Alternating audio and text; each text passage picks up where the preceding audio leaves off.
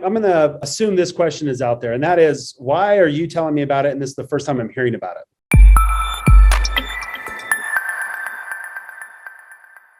Yeah. So if you're like me, I had this question quite a bit, and it's actually one of the biggest ones we need to overcome. And again, because we have a smart audience, I want to give you some background to why that is.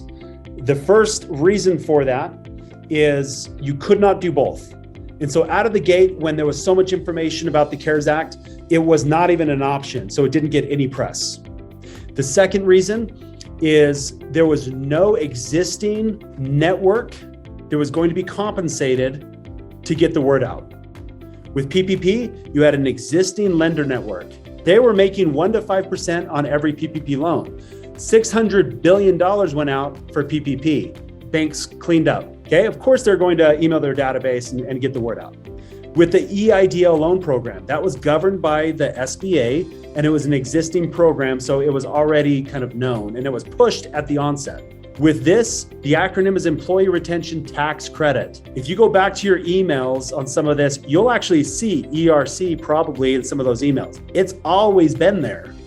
But because it said tax, if you were like most people, you subconsciously didn't even register it because you thought your accountant would be your advocate. But again, as we talked about, accountants don't deal with quarterly payroll taxes. So this is a credit, a very large credit that all was but forgotten. Until companies like ours, not to toot our own horn, but we realized we need an advocate network to go out and tell people about this because it is often overlooked. It was so overlooked that I mentioned it in the infrastructure bill, they amended this ERC program. That could have gone two different ways. It was debated, number one, to extend the program and fund it even more for education to let businesses know about it. Or number two, they could cut off Q4 and call it quits and move on. And that's what they did. So they cut off Q4 and said, this was a disaster of a program, let's move on.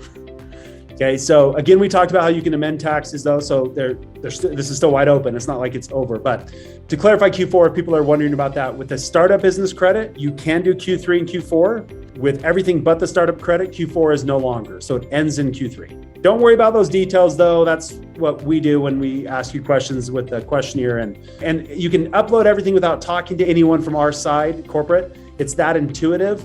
Having said that, if you have questions, we have 80 employees outside my door that are here to assist you and help and walk you through all that.